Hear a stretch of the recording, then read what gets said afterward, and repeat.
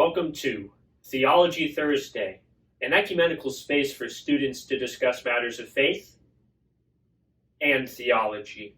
I'm your host, Connor Grubbs. I am your co-host, Ryan Mock. And I'm your co-host, Johnny Grubbs. For those of you watching on YouTube, we're in a little bit of a different setup this week, and Johnny's face is... To be honest with you, looking at this shot, you may just be listening on YouTube, even if you're accessing on YouTube. Yeah, there's nothing much to look at right now. Yeah, it's a little disappointing. We thought we were going to record in Maple Street again, but it didn't work out this week, and that's okay. We're rolling with the punches. Just go with the flow. Going with the flow. So, Johnny, look, here's the thing. You sent a text message to the Theology Thursday group chat that said, subpoint from heaven. Right. Okay, and I know that you guys struggle to find subpoints, because most weeks we show up and there's no subpoints, and it makes me sad. But this subpoint literally fell from heaven.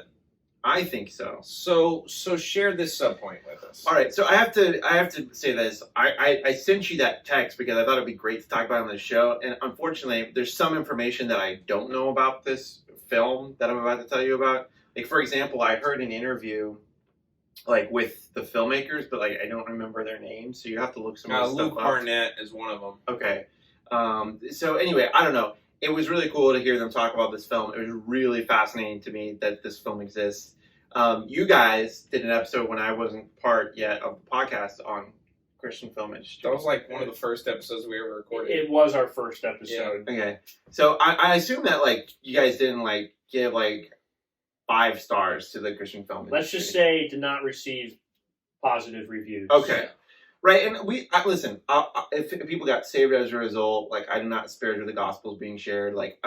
I assume one of your criticism is that probably didn't happen because they're making these Christian movies, and then the biggest market is Christians. Well, and I actually knew somebody who got saved, who did come to Christ, and I know is following the Lord to this day at a really bad Christian movie. And so we mentioned the fact that God could draw a straight line with the crooked stick. That was the quote that I remember from that episode. Yeah, so I'm not poo-pooing the Christian movie industry totally.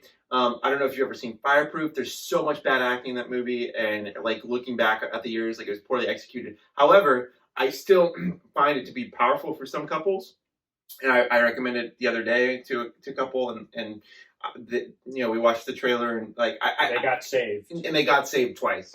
No, but I think it helped them see, I could actually incorporate this in my marriage, and some of it's real life stuff that people have done before and based on real stuff. So, all that to say, it can have an effect, but it's not the best thing in the world, and a lot of times it could be a waste of resources, and certainly though it's very lucrative, and that's when we get to Faith-Based, which is a film that's coming out shortly. I actually don't know when. I think it's October 9th, actually.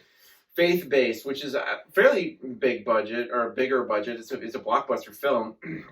Margaret Cho, who's was on what's that show about the doctor? Dr. Ken? Yeah, he was on. She was on Dr. Ken when it was kind of big, and she's pretty funny. But that's the only big name actress that I know off the top of my head that's in that film. But there's other pretty big people in it, from what I understand.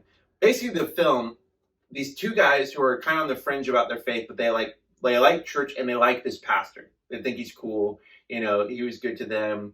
So they kind of go over to his house sometimes and go to his church sometimes. But they're not really have a big faith, but they hear that his church is suffering financially, and they like to make films. They like to watch films, and so they're like, well, one of the most lucrative industries in the world is the Christian movie industry. Let's just make a film to save the church. But they're not really Christians, so they go out to make this Christian movie because they think it's the best way to make money, and it ends up being Christians in space, and there's this parody thing that goes on. They're making a movie that's about the first prayer in space. Right. So awesome.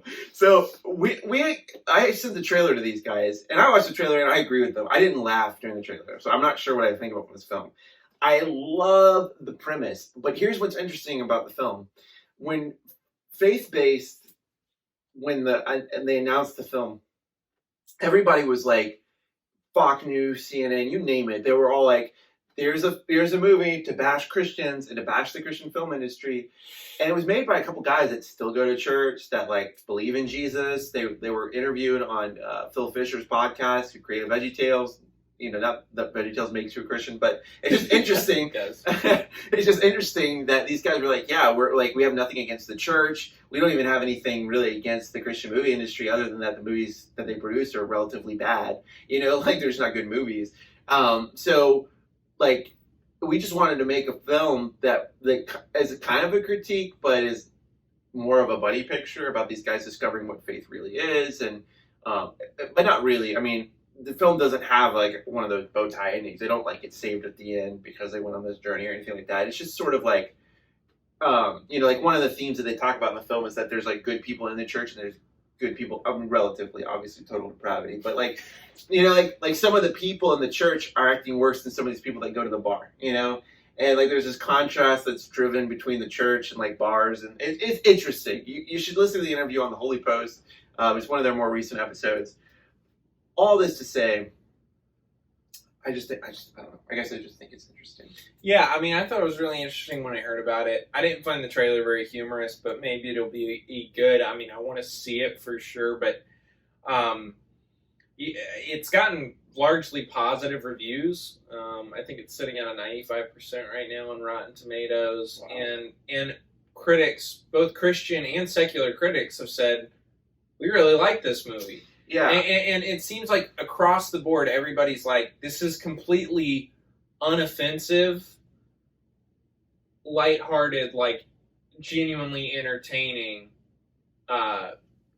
film for anybody. Right. And it doesn't matter who you are. If you like the movie industry, if you're a Christian, if you're not a Christian, this is going to be an entertaining movie for you, and and people generally think it's kind of a refreshing break from the norm. So, you know, maybe it's better than the trailer makes it look. That happens sometimes, yeah, I just find it fascinating that their whole story, that they made this. Most of the media coverage thinks that it's disparaging, you know, Christians, and it's really not. And, yeah, you know, it's just the whole. People it's fascinating assumed that it was going to be disparaging towards Christians, and it really gives a fair voice to both unbelievers or the skeptical and Christians as well. So I'm pretty eager to see it. I will give this disclaimer. You know, they make this argument, which I'm not sure was immature or just good art. You know, they talk about the fact that like the two main characters aren't really believers. They like church in a way, but they really like the pastor of this church mainly in the movie. So they use a lot of foul language. The movie's R-rated, and he wanted to clarify when he was on the podcast with Phil Fisher. It's like it's R-rated because of the language. There's no nudity. There's no sex. There's nothing super vulgar. It's just we felt that to make these characters believable, you know, that a lot of the Christians wouldn't say bad words, and these guys who are sort of on the fringe of their faith and work in a bar would, of course, say things. Otherwise, the characters wouldn't be believable. Whether you agree with that or not, I'm giving the disclaimer because maybe you don't like to watch movies with a lot of foul language, and that's totally fair. So, it's not a Christian movie. Right.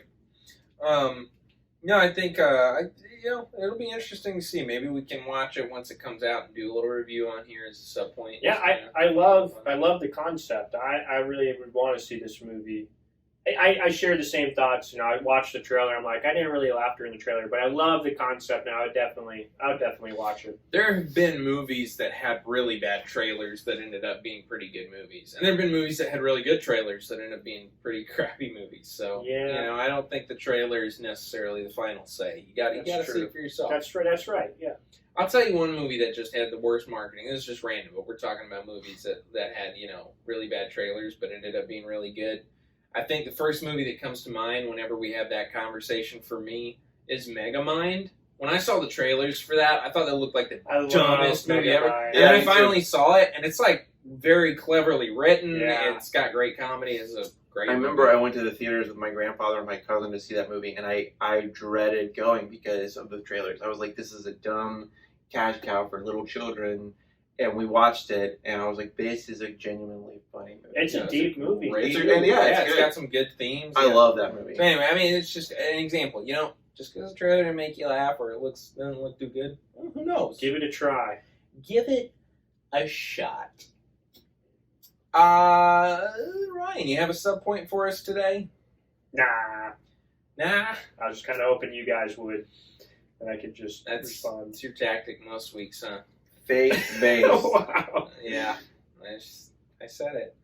Like, that's okay. We got some stuff to jump into tonight. Ryan suggested I do make this a sub point. I did make the announcement this week. Wait, so really this is my sub point since I suggested Yeah, this. so why don't you share it? Okay, so announcement, Connor is releasing an album. Yep, that's the announcement. I mean, It's anybody... going to be a dope record. It's a parody of the Christian music industry. No, I'm just kidding. I didn't laugh at it once during the whole album listen. So did I not... I guess I texted you guys the questions instead of... So, by the way, You did. I followed the link that you sent in your Facebook post to your recordings from the live album, and I remember that. I remember you were there, weren't you? I was there, and I remember going to it, and when I listened to the song previews on that page, like, I remember the songs. Well, did you donate to the cause? No. Okay, that's fine. But I will. You could donate to Connor's cause if you want to see him produce music. I guess I'll throw it down there. And yeah, you can listen to my first live concert. We recorded it. It's not anything amazing, but it's fun. It's kind of a nice memory. And then you can go down there and donate to us recording like How long ago was that? That was in 2016. Wow, that's Yeah. 4 years ago. Yeah, I remember that very vividly. I'll be doing a solo on his record, so you don't want to miss it. It's not true. I haven't told him about it yet. I can tell you a little bit more on here than I did, in the actual video that I posted. So it's kind of a concept album. I don't know how much I should say. I'm kind of revealing it in pieces. Have I heard any of the songs that you're going to put on this album, or is this No. all new stuff? This is all new stuff, and I've been waiting for the right mix of songs to kind of. Anybody who knows me knows I've been writing songs for a very long time, and I've always wanted to record, but I've just been waiting. It had to be the right time, and it had to be done professionally. And so this is like an actual professional studio album. That's something I've been hoping for a while. So you said it's a concept album. Is it following a story or a certain theme, or what's your vision for it? Story and theme. Okay. So here's what I mean when I say concept album. And I've been hesitant to share this because I don't know how far the project is going to go, and I'm really focusing one album at a time. But the concept is it's actually a trilogy of albums. Really? And the songs are already picked out for the whole Sleeping thing. at Last. They didn't do a trilogy, but they did like a... Yeah, he does a lot of concept stuff, but that's a lot of great. Instrumental A lot of stuff people and do that things too. like that. And so the theme is, and this is what I was going to kind of wait to share, but y'all podcast listeners, y'all will get it first. So For the 3 people who listen to our podcast, they get a little preview. It's been a lot more than 3 lately, and we appreciate you joining. So the idea is, so Johnny knows. I mean, our grandfather on our mom's side had such a huge musical influence on us. He had guitars everywhere. He loved guitar, and he gave us guitars. The guitars that we have and use mostly now were gifts from him, and he even, wanted us to promise him that we would use those things to these gifts that he was giving us to glorify God, and very, very impactful. And he passed some years ago. And I've thought a lot about, do I go under a different name? Connor Grubbs isn't the coolest, artist name ever, but it is my name, so I could use it. The Grubbist. What I actually decided to use is my middle name, which is also my grandfather's last name. And it's McLean. So that's my mother's maiden name, and passed down to me, middle name, kind of in honor of him. And so this whole album is, in a way, a tribute to him, and just that we're kind of solidifying that my solo artist name that I'm going to be going under is McLean. My middle name, his, last name, because he had such a huge impact on me. And the McLean clan, Scottish clan, had this, they have an emblem, and they have this, I guess it's a motto, sort of, these 3 values. And it's virtue, honor, mine. those are the 3 words that they have on their emblem, and those are like the 3 things they stand for. There's some literature I have on it that kind of like goes into like in depth about it, but those are the 3 albums in this trilogy: is Virtue, Honor, Mind. So we're recording Virtue right now, and it's funny because I was going back and forth. I had different names for the 3 albums. I had already picked what songs were going to be on them and what kind of the story and the theme going across the whole trilogy was going to be, and I had different names for each album. But then I saw the emblem, and I had already decided I was going to go under the name McLean, but I saw the emblem, and I saw Virtue, Honor, Mind, and like they each fit the theme so perfectly. I was like, this is crazy. This is perfect. So that's kind of just some background. I mean, you'll hear more, and I'll keep y'all updated as it comes out. But I'm super excited about this because we're getting pretty far into the first song, and I'm just like, whoa, it's happening. Like professional, my song's out there. So That's awesome. I don't like to, it's not about me, it's about you. no, it's about You. But it's just interesting because I do like concept stuff, and so just a little background for me, like when I try to write songs, I can only write for musicals, and that's how I ended up writing for Irish television for children. That's the kind of music that comes out of me. But the best attempt I made at writing an album was a concept album based on literature you have to read in school, and so like each song was like about the book, but each like different. Wait, are you saying you used to write songs for Irish children's television? Yeah, I did. No You way. didn't know that? No, I didn't. You didn't know that? I gotta show you. Yeah, we were on TV, man. 110,000 people saw it. No way. Well, it's not about that. We shared the gospel in it, and that goes back to what Granddad talked about. Yeah. Like, let's use this for the glory of God. When I'm a nerd, I'm a Muppet fan, and so whenever I would sit down and write a song, my songs were awful if I would try to write. Like Connor writes awesome songs. Like he writes really good songs. But if I just try to write a song like that you would hear on a record, it doesn't happen. But if I was writing like a musical theater type of song, then it just flowed, and so I ended up writing for television. Yeah, I had no idea about that. Yeah. That is a fun fact. I Yeah. just learned. Well, and I appreciate, the compliment. And I thought your songs were pretty fun, too. Oh, thanks, man.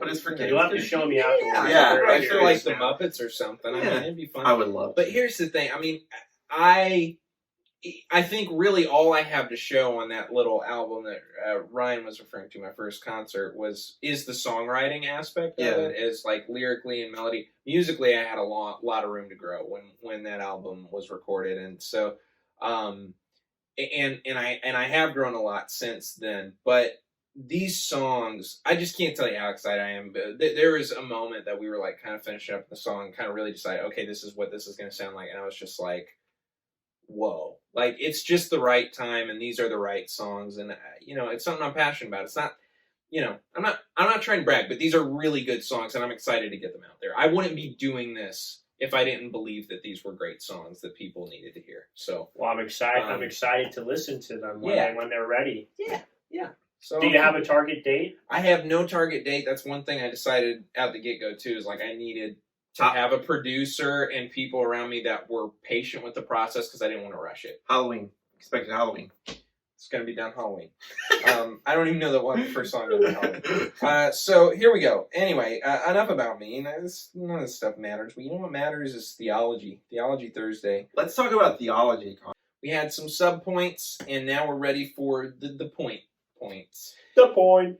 These first 2 questions are from a young lady named Emma Van Dyke. Emma, thank you for these questions. I love how you just really went for it. You gave us some real easy questions. But we've talked before. She works at Maple Street, where we've recorded a lot of our episodes, and we've talked about the faith and different maybe questions and things that she has. These are some great questions. And the first one that we're going to address today is, how has the church been intertwined with government throughout history, throughout time? And, some people are all like, separation of church and state. Yeah, but here's the bottom line. The church has been involved in government throughout history. And, has that been a good thing? Has it been a bad thing? And what has that looked like? Now, obviously, we don't have the time to give a comprehensive history of the church's involvement with government. But if we can just kind of give a snapshot and then kind of talk about where we are today and where really we ought to be, like how much should the church be involved? That's kind of where I want to go with this. Yeah. So, for I would say the majority of church history, the church has been intertwined with government. We see as early as the 4th century with Emperor Constantine establishing Christianity as the state religion of the Roman Empire. And for the longest time, that was the case, is that Christianity is the state religion for much of the West and for the East after the divide between Rome and the Byzantine Empire. You have the Orthodox Church in the East and Rome in the West. And so that has been the majority of church history. You get to the Reformation, and we still have the Holy Roman Empire, which still is Catholic. But you kind of have the formation of individual states that might have either separated from Rome or is still quite mingled with Rome. And many of those states are still Catholic as far as their state religion goes. What happens in the Reformation is that many of these states still have a state religion.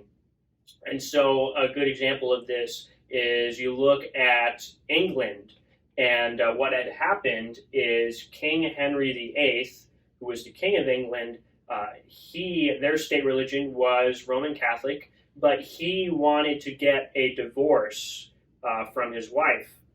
And the Pope had said, no, you can't get a divorce.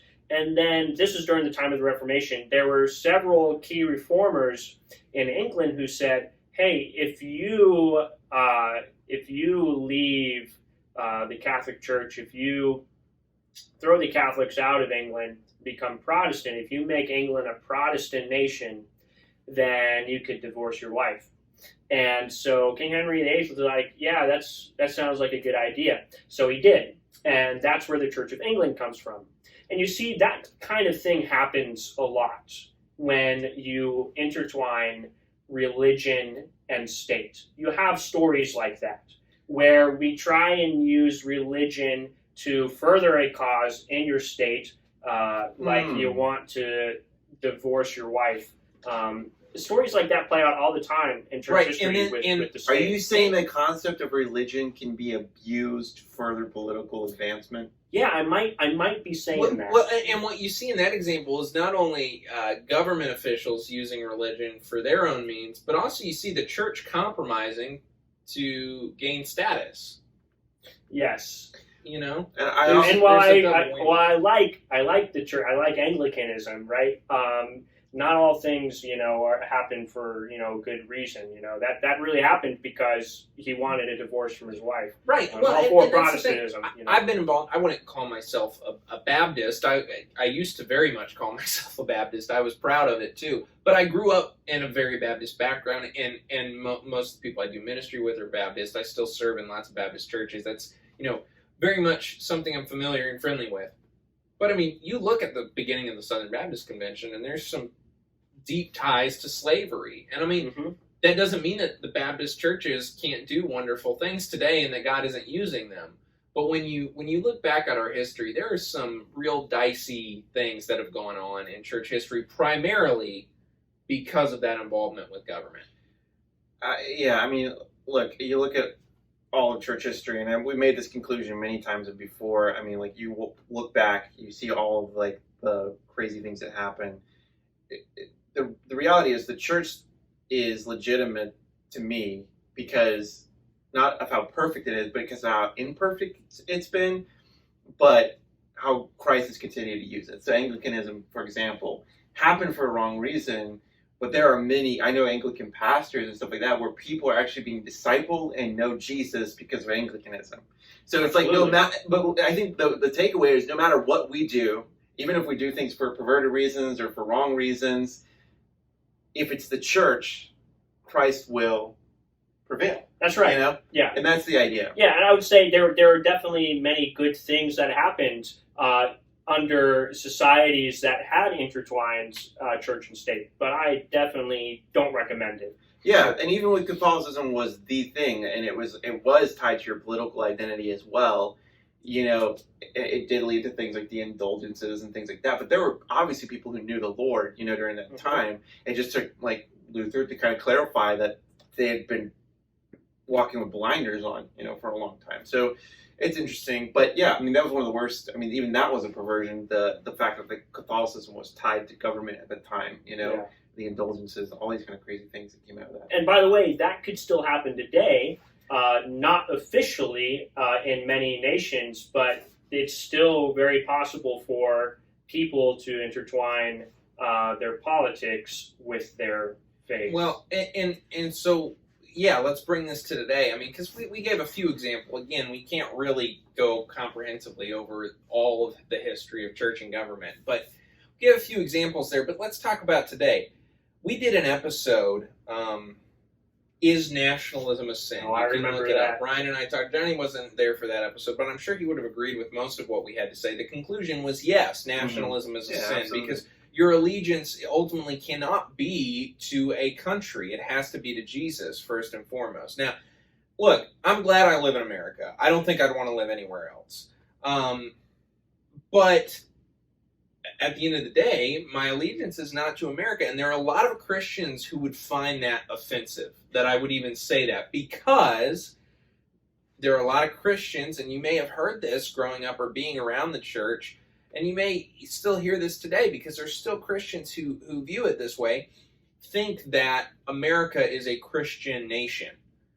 Bottom line is, that's not true. Yeah, I would vehemently disagree with that claim that that America is a Christian nation. Now, yes, people came here technically for the cause of religious liberty. Right, the Puritans came to America for religious liberty, but the Founding Fathers didn't establish America for religious liberty, or they didn't establish America for Christianity. Right. Well, and true religious liberty means that it's not just for Christianity. It means the plurality of religion in society. Yeah. You say, well, you're free to decide what you want to believe. The church the state has no say in what you can or can't believe about religion. Which, by the way, is fantastic. Absolutely, we love that. I think it would be a very damaging thing if the state forced Christianity on people. Yes. Because that wouldn't be an authentic faith for the vast majority of people. Right. And so, hey, Johnny, I know you're chomping at the bit to say something here, but I just want to say, America is not a Christian nation, and it never has been. The only nation that God has put his special hand of blessing on is Israel.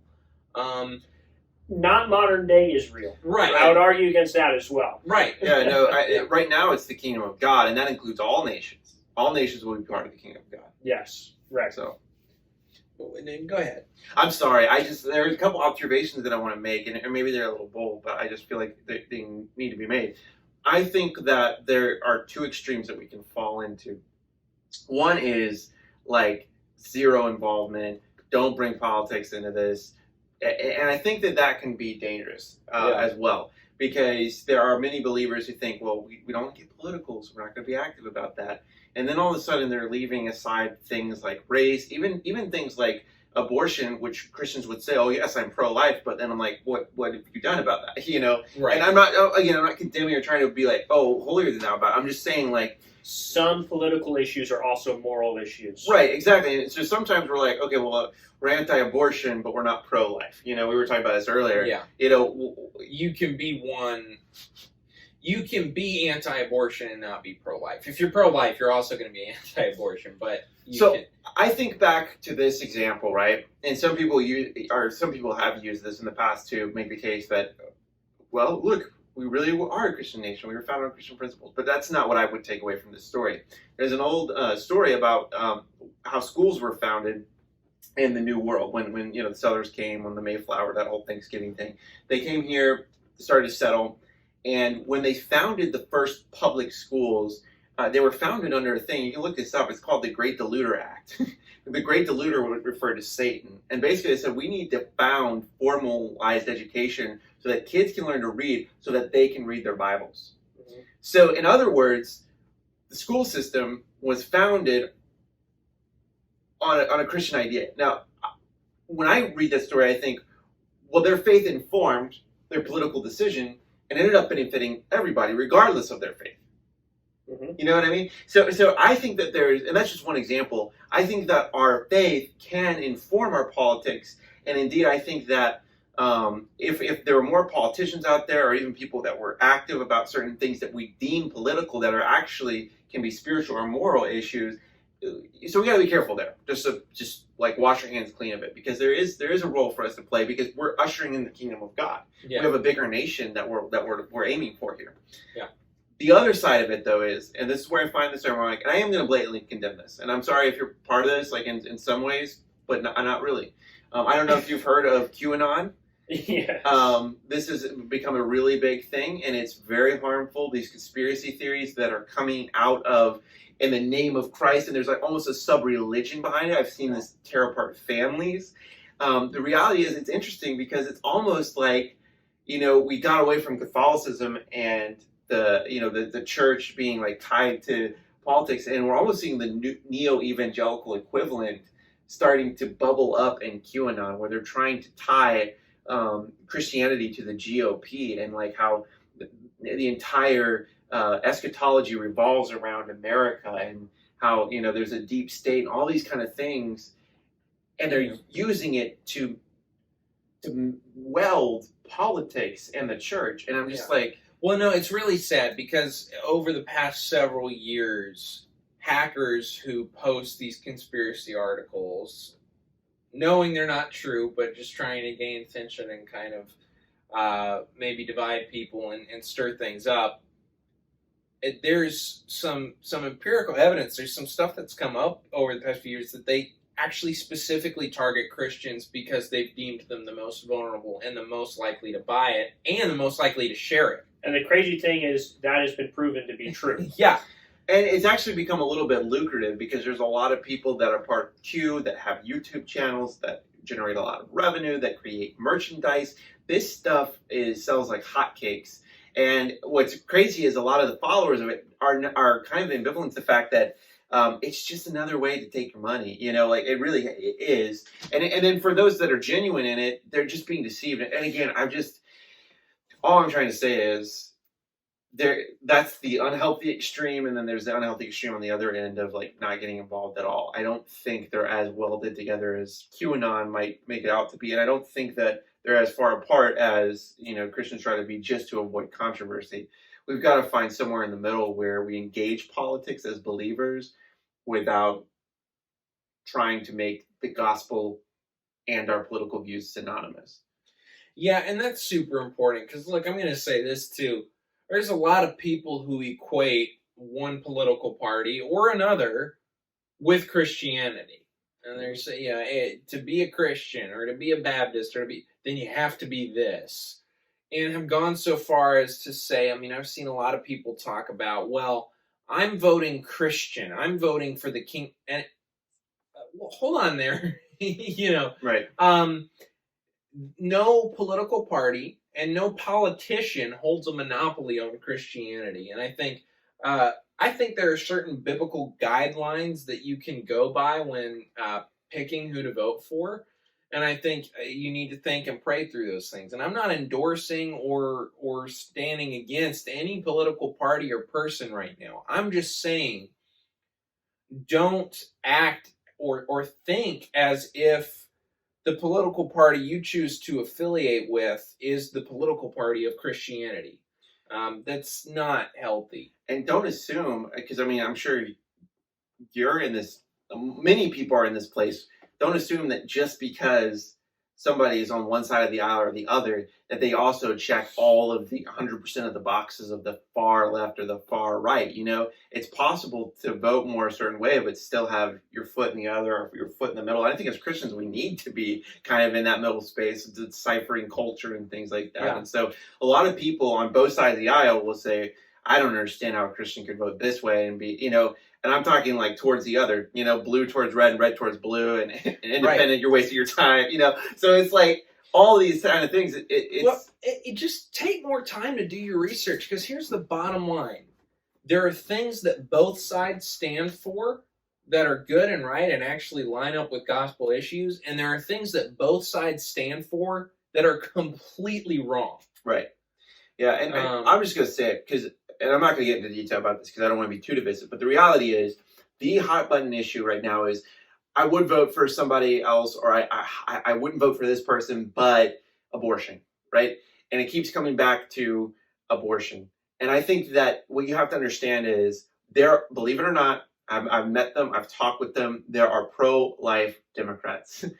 I said it. You know what I mean? It's possible. Oh boy, here we go, It's Johnny. possible to be pro-life and be on a different side of the aisle than what we typically assume is pro-life. I'm not saying that's me. I would never tell anybody how I voted because that's between me and Jesus. But what I've come to kind of be like, it's not fair. I don't know. I have a lot of blue brothers and sisters that need Jesus. Yeah, and Love. before and before from other Christians. Before you hear the wrong thing, Yeah, what I'm trying. Johnny isn't saying vote Democrat. No, I'm not saying that. What Johnny is saying What are you saying? is right now there's so much division and there is so much hate. Quit demonizing people you disagree with. Right, exactly. That's what I'm seeing right now, and I'm just like, on both sides, demonizing people who are voting red or voting blue. And I'm just like, don't assume that person is a baby killer. It's just not. It's not Right. fair. That's my thing. Right, and and it goes. Yeah, it certainly goes both ways. So it's right now. We've just. And it's just been a thing, and we typically don't talk about politics on the show, but this was the question we were asked, and we are in the middle of an election season. I think it's important to talk about just having some basic decency. Like, okay, Trump was diagnosed with coronavirus and all that, and I saw people literally posting, I hope he dies. I don't care what side you're on. That's terrible. You don't say things like that. Yeah. But this is how deeply people hate or love their person or their party, and stuff like that has to stop. By the way, I mean, people on the other side have said just as terrible things going the other way. So that's just an example, because that's the one that's been going around these past few days. But where is our humanity? It's just really sad. I mean, I guess that is our humanity. Truly, I mean, total depravity. There it is. I mean, There it is. but what I'm saying is, as Christians, do not let this be such a black and white, well, you're on that side, so I'm not going to talk to you anymore. And that's what it's become for most people. And I think if anybody should see something in the middle, something that's an alternative to all this polarization, it should come from the church. It has to. Yeah. It's not going to come from anybody else at this point. We have got to model what it means to, I don't know, just be unified as a body, despite the fact that we don't all share the same exact political, I don't know, party. Yeah. So, in summary, yay separation of church and state. Kanye 2020. Okay. I'm just kidding. I'm sorry. And then also, in summary, yeah, there is a place for Christians in the political sphere. Be thoughtful and be prayerful about how you vote, how you get involved, and don't die on hills that aren't worth dying on, which is most of them. Yeah, and for the record, I don't think it's really negotiable. I mean, Christians need to be pro-life. Yeah. All I'm saying is, the ticket doesn't dictate whether or not you're pro-life. Sure. Or not.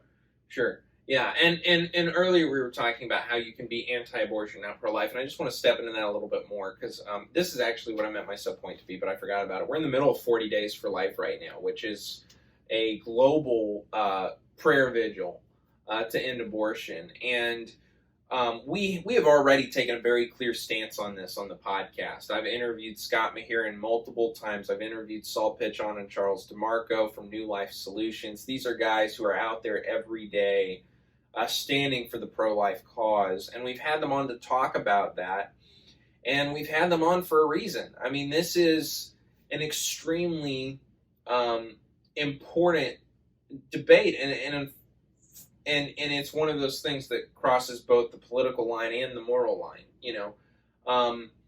Yes, we believe that abortion is murder, and we stand by that statement. Here's the thing, though. Here's what we mean by being anti-abortion and not pro-life, and this is where a lot of people have issues with Christians and pro-lifers, because this is just the picture that they have in their head. It's these people that stand outside of abortion clinics with a bucket of fake blood and these like gruesome signs talking about how you're going to hell if you kill your baby and yelling at people. And by the way, that doesn't help anybody. People who do that are anti-abortion, but they're not pro-life. To be pro-life means to truly care about not only the life of the child, but the life of the mother. And it means, at the end of the day, it means caring about, minorities and injustice and all these things. It's a very holistic thing to truly be pro-life. And that's why ministries like New Life Solutions are ministries that I've endorsed, because these are people who are offering free medical care for mothers who decide to keep their children. They're not just saying, if you go in there and abort your baby, you're going to hell. You think that's going to encourage anybody? Like, first of all, there are people who have had abortions. There are people who have been involved in the abortion industry, and I hate that you can even say that it's an industry, but it is, who have come to know Christ. Right. And they have been redeemed, and they have been forgiven. That doesn't take away the weight of what they've done. That's how powerful the cross is. Right, I agree. But so anyway, I'm going on a rant here, but it's an important tangent, and I think it's one that is on a lot of people. Like you said, it's a hot button issue right now in particular. And guys, don't let it. I would challenge the idea that you're pro-life if you only think about it when election season comes around. Exactly. It really has to be more than that. And one more thing, just look into it. It's a red herring that both parties use to control their voters, and then we're not actually accomplishing anything. Right, because on both sides, whatever your view is, whether you're pro-life or pro-choice, it's a very, it tugs on the heartstrings. It's a very emotional thing, and you can really kind of pull people in with both parties are taking advantage of the fact that you think a sitting president actually affects the abortion rate. There, I said it. All right, let's keep going. All right. No, actually, waiting for the comments after this podcast. This could be. We've had some weird things happen in the comments section on YouTube for Theology Thursday, and this could be the weirdest it gets so far. I'm ready for it. Honestly, I'm down.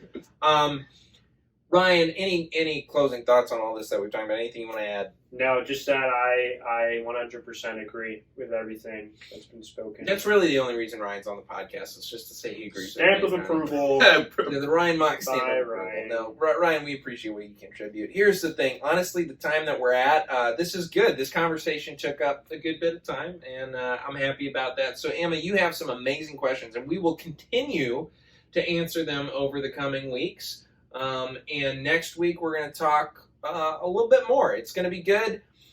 Actually, next week we're going to take a little bit of a break from the questions and have a special guest, Mac Ralston, on from the channel Haunt Former. It's spooky season. It's October. I've been waiting for this. And I have been waiting to do this episode since I've started the podcast. Mac has been on before. If you want to listen, he shares his testimony and talks about kind of how his faith has helped him work through his anxiety. It's a great episode. It's a funny episode. Mac is just a hilarious guy. Johnny, I don't know if you've met Mac or not, but you're going to be very blessed once you do. Oh, yeah, absolutely. So next week's going to be a lot of fun. We're going to talk to Mac a little bit about Halloween and kind of the history of Halloween and how that correlates with the church. And we're also going to talk about, is it okay for Christians to watch horror movies? It's going to be a really interesting discussion. And I'm not even sure that I agree with everything he's going to say, but that's good to be exposed to other, opinions. We don't want to be an echo chamber. Ooh. Echo. Said the three white males starting yet another podcast that nobody listens to. So, Shrek. It's going to be great, and we'll have all the Shrek 4 spoilers. Shrek 5, I'm sorry. Yeah. We already have Shrek 4. I thought they were rebooting the franchise. If you didn't watch never mind. 4, It's a we'll reboot spoil it sequel. for It's you. got the original. I don't know. Anyway, thank you for joining us. I hope you got something out of this, and I hope you don't unsubscribe from our podcast. That's the most we're going to talk about politics. Okay, we're done. Looking forward to being back next week for some more Theology Thursday. Ryan, go ahead and say it, and say it with your heart. Yeah, yeet! I had to say it, man. I'm just so. Listen, I'm waiting for that comment section. I'm so